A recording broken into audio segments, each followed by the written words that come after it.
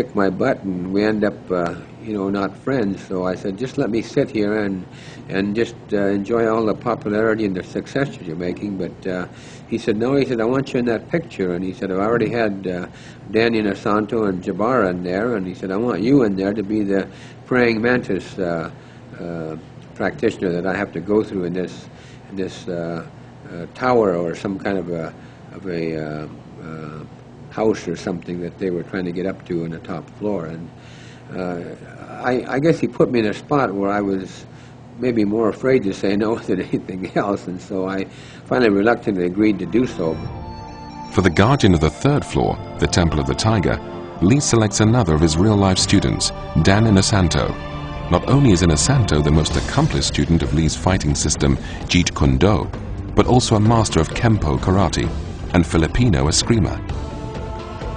Inosanto's incredible skill with the deadly nunchaku, a weapon once used by peasants as a rice flail, allows Lee to film the first ever full-on nunchaku battle between two opponents, thereby creating another first in the history of action cinema. I was supposed to play a Filipino from the southern Philippines the way he wanted it, and that's what he portrayed me as, you know. And he was constantly changing the script, but there were so many levels. I think the bottom part was supposed to be guarded by karate people. The second part was to be guarded by another group. It was a Chinese group. I forgot what the style was. I think it was going to be praying mantis. And then they had one more group, and then I don't know if I was on the fourth floor or the third floor because he was constantly changing it. And then the last floor was the style of the unknown, which was played by Kareem.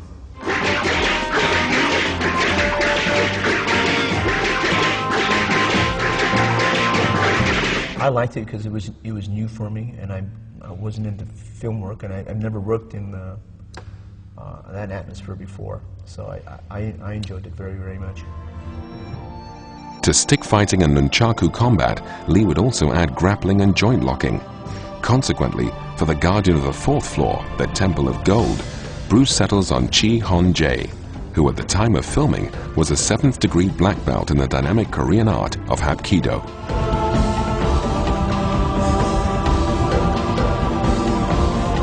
For the uppermost level of the pagoda, the floor of the unknown, Bruce decides to showcase yet another of his students, LA Lakers basketball sensation, Abdul Kareem Jabbar. Unlike the previous masters, Kareem fights with an unknown style, symbolizing the highest level of the martial arts. As with the fluid approach demonstrated by Lee's character, this unknown style is a cinematic representation of the ideological essence of Jeet Kune Do. Jeet Kune Do came about as a sincere effort to abolish system and style. What he was trying to say is it didn't matter what art you took, as long as you can express yourself. I've always believed that it really, a person, if he's really good and really talented and he's very athletic, it doesn't matter if it's a Japanese system or a Korean system or an Okinawan system or a Chinese system. You're truly expressing yourself. So you don't really fight like the system that you've been brought up. You are expressing yourself, although the system will help in your training.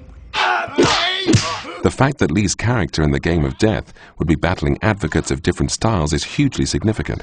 He's asking the audience to consider not only the merits of each particular style, but in a broader and more fundamental sense, to evaluate the validity of style itself. Now, with key members of his cast in place, Lee is able to compose 3 groundbreaking fight sequences, which are both fluid, dynamic, and rich in symbolic subtext.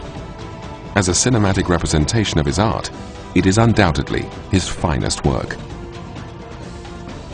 According to Bruce Lee's teachings, when evaluating new experiences, you should look inside and listen to your own true feelings. Your own truths may change with each new experience, but if you never reappraise your values, you could be refusing to acknowledge the benefits that can stimulate change, growth, and improvement.